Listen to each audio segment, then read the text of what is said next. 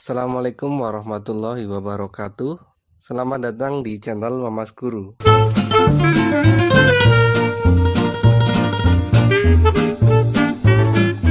Pada video kali ini, saya akan menjelaskan mengenai jarak bidang dengan bidang. Ya, ini jarak bidang dengan bidang di bangun ruang atau dimensi 3. Tentu yang dimaksud dengan jarak bidang dengan bidang pada pembahasan kali ini adalah bidang dengan bidang yang harus sejajar. Ya. Kenapa harus sejajar? Karena ketika tidak sejajar, maka otomatis dua bidang yang kita hitung jaraknya itu dua bidang yang berpotongan, sehingga tidak memiliki jarak. Lalu bagaimana cara menghitung jarak dua bidang? Nah, perhatikan ilustrasi berikut. Jadi misalkan ada dua buah bidang. Ini bidang yang pertama dan yang bawah sebagai bidang kedua. Kita namakan yang atas sebagai bidang alfa, kemudian yang bawah sebagai bidang beta.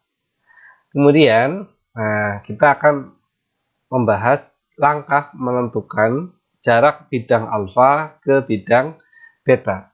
Yaitu nanti yang pertama, kita harus bisa menentukan garis yang tegak lurus dengan bidang alfa dan bidang beta. Berarti kurang lebih ilustrasinya seperti ini, kita buat garis yang menghubungkan alfa dengan beta dan syaratnya harus tegak lurus dengan kedua bidang tersebut.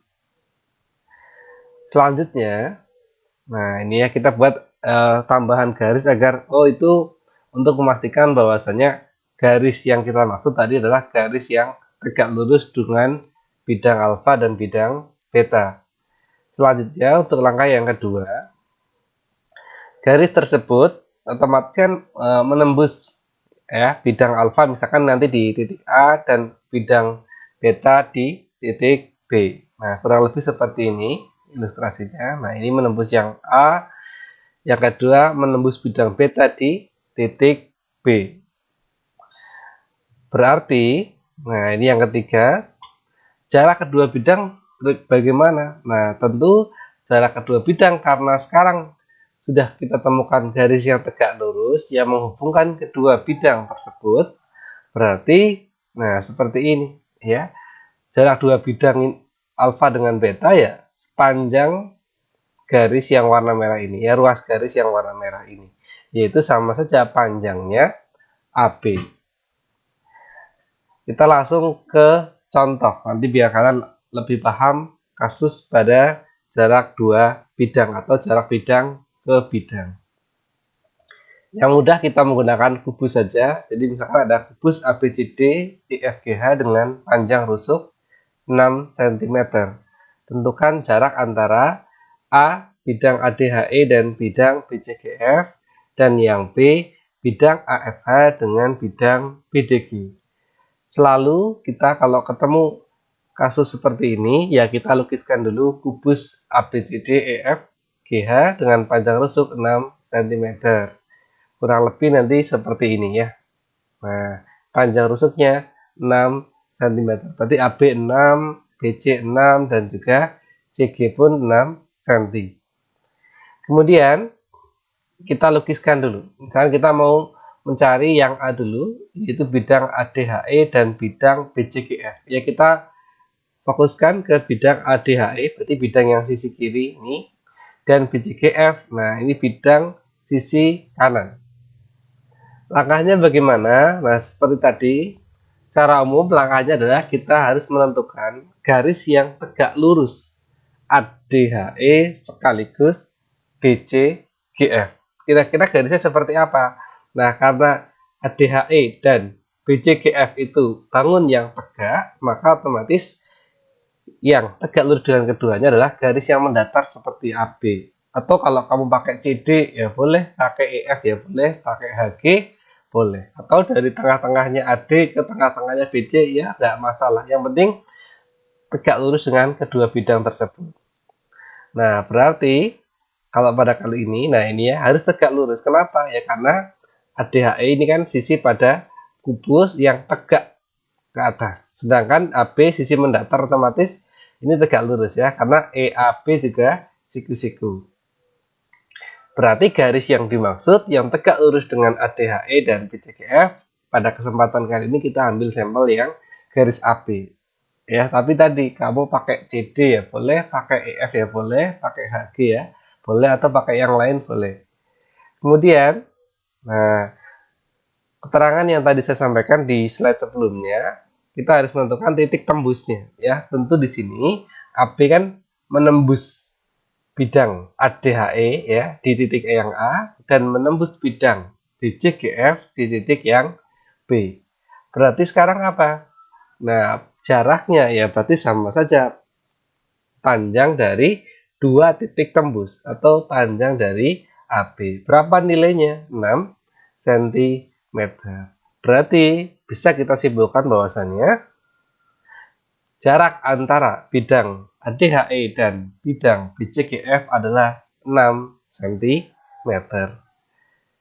Selanjutnya kita bahas untuk yang kedua, yaitu bidang AFH dan bidang BDG. Ya, ini kubus seperti yang tadi sama, yang ABCD EFGH dengan panjang 6 cm rusuknya.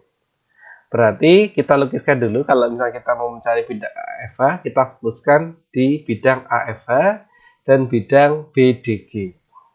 Ya, kurang lebih seperti ini. Nah, ini nanti lembar untuk kita menentukan ya jarak antara bidang AFH dan bidang BDG.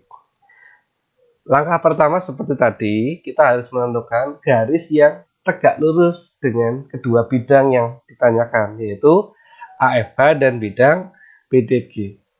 Kalau kita melihat ilustrasi ini atau kalian menggambar di buku tulis, itu agak kesulitannya. Gambarnya seperti ini, miring bidangnya ya. Kalau kita ingin menentukan jaraknya, itu juga agak susah karena gambarnya ini seperti bertumpuk.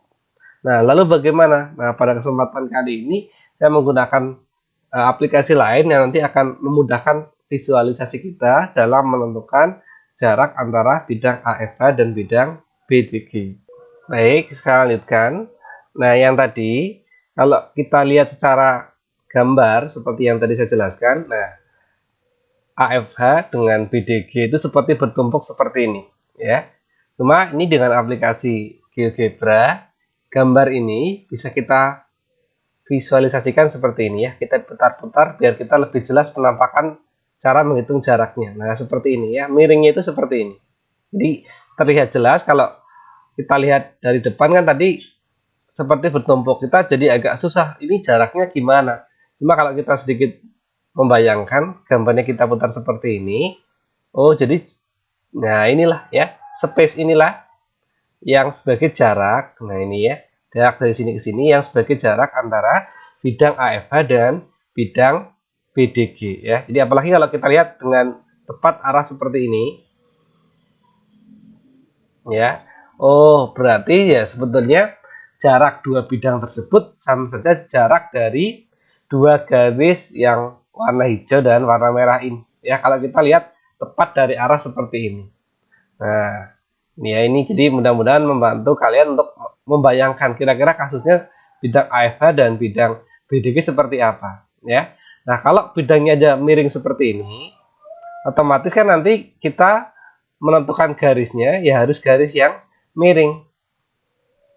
Nah, jadi garis yang saya maksud yang tegak lurus dengan bidang AFH dan bidang BDG adalah garis EC. Nah, ini kalau kita perhatikan dari sini yaitu menembus. Nah, seperti ini ya, arah dari samping itu menembus dan ternyata nanti akan kita tunjukkan ini tegak lurus ya.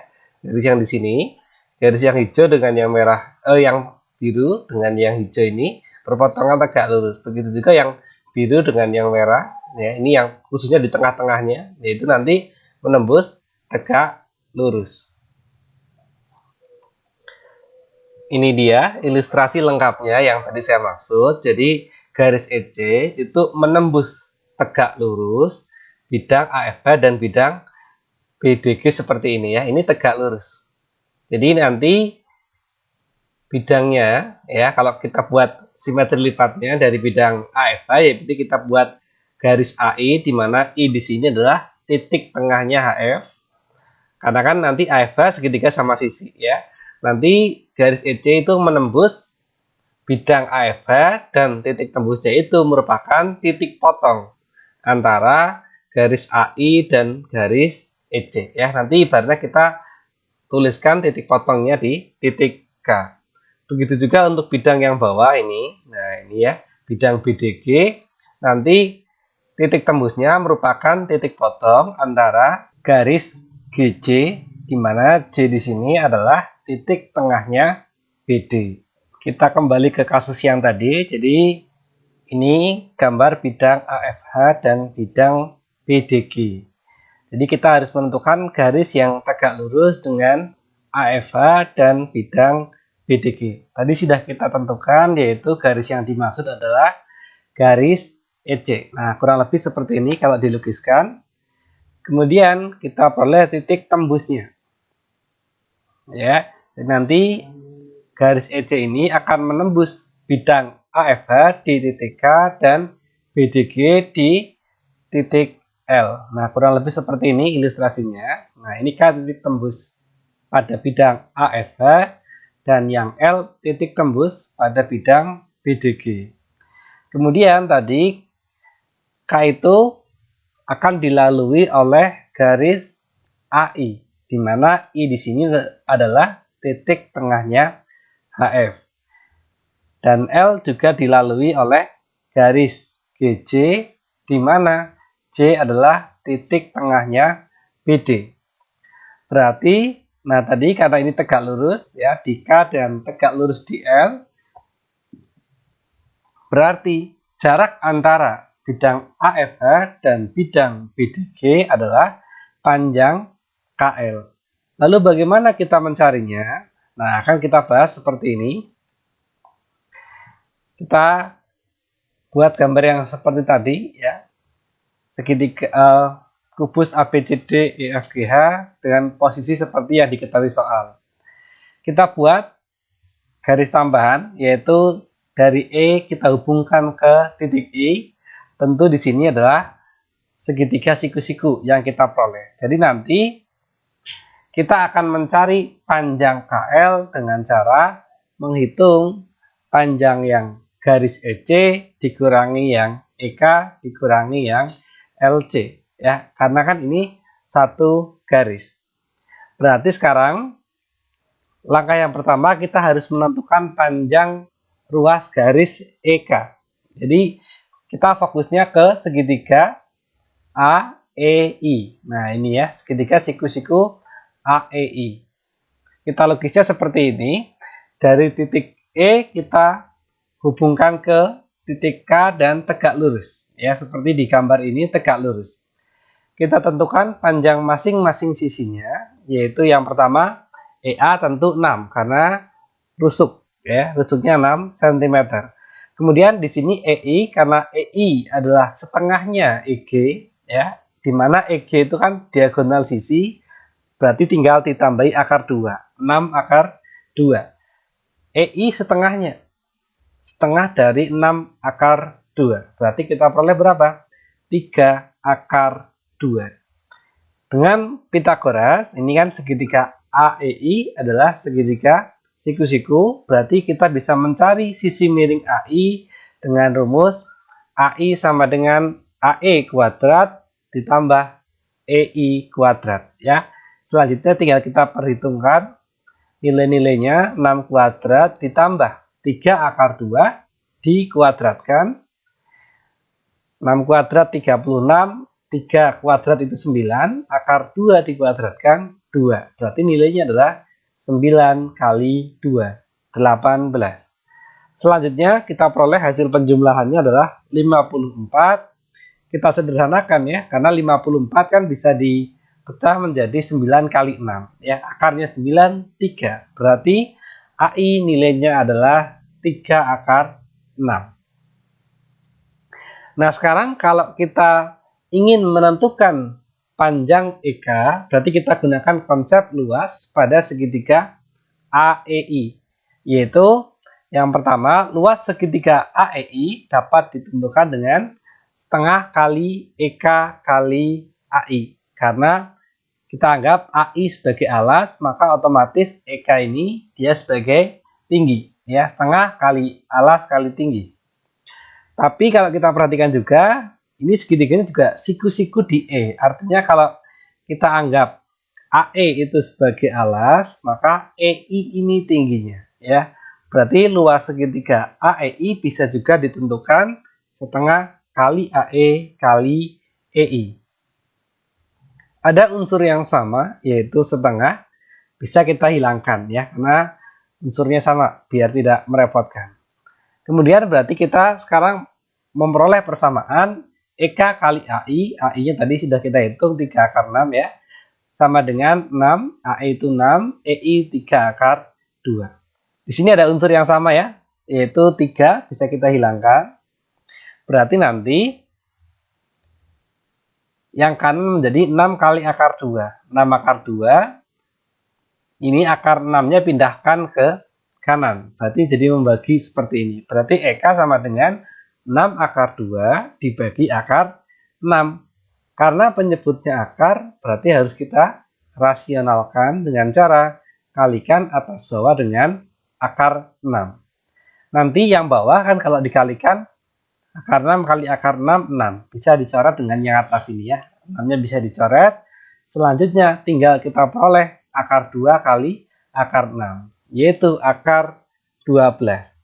Terakhir, akar 12 bisa kita sederhanakan jadi 2 akar 3, ya, karena 12 itu 4 kali 3, akarnya 4, 2. Berarti panjangnya EK 2 akar 3. Tentu kalau kita perhatikan ilustrasi gambar ini, kalau kita mencari panjang LC tentu akan sama, ya, dengan kalau kita mencari panjang EK. Sehingga otomatis LC bisa kita tentukan sebagai EK, ya, sama dengan panjang EK, yaitu nilainya berapa? 2 akar 3. Kemudian di sini tadi EC itu kan diagonal ruang. Berarti tinggal ditambahi akar 3, ya. Tentu nilai di sini EC adalah 6 akar 3. Sehingga dengan rumus yang tadi sudah kita tentukan di bagian atas ini, KL sama dengan EC dikurangi EK dikurangi LC, ya, seperti ini. Berarti nilainya adalah EC diagonal ruang 6 akar 3, EK tadi sudah kita tentukan 2 akar 3 dikurangi LC. LC sama saja EK, yaitu 2 akar 3. Berarti tinggal kita hitung 6 dikurangi 2 dikurangi 2, maka kita peroleh 2, akar 3-nya tinggal ditambahkan di belakangnya. Jadi panjang KL adalah 2 akar 3. Padahal KL di sini mewakili jarak antara dua bidang, yaitu AFH dengan BDG. Sehingga dapat kita simpulkan jarak bidang AFH dan bidang BDG adalah 2 akar 3 cm. Nah, begitulah cara pembahasan mengenai menghitung jarak khususnya pada bidang AFH dan bidang BDG. Nah, sebelum saya akhiri, ini sudah saya sediakan soal mengenai kasus jarak bidang ke bidang. Dua soal latihan yang tadi sudah saya jelaskan itu sebagai dasar untuk menyelesaikan soal-soal berikut. Yaitu soalnya ada 3 buah, tapi ini kasusnya saya fokuskan pada kubus saja, ya, biar lebih mudah seperti pembahasan kita tadi. Yaitu ada kubus ABCD EFGH dengan panjang rusuk 12 cm dan seterusnya ini, ya. Kalian bisa memahaminya. Silahkan nanti 3 latihan soal ini bisa dijadikan tolak ukur untuk menguji seberapa paham kalian terhadap materi yang sudah saya sampaikan. Kurang lebihnya seperti itu untuk pembahasan pada kesempatan kali ini. Bila ada kesalahan, saya mohon maaf. Assalamualaikum warahmatullahi wabarakatuh.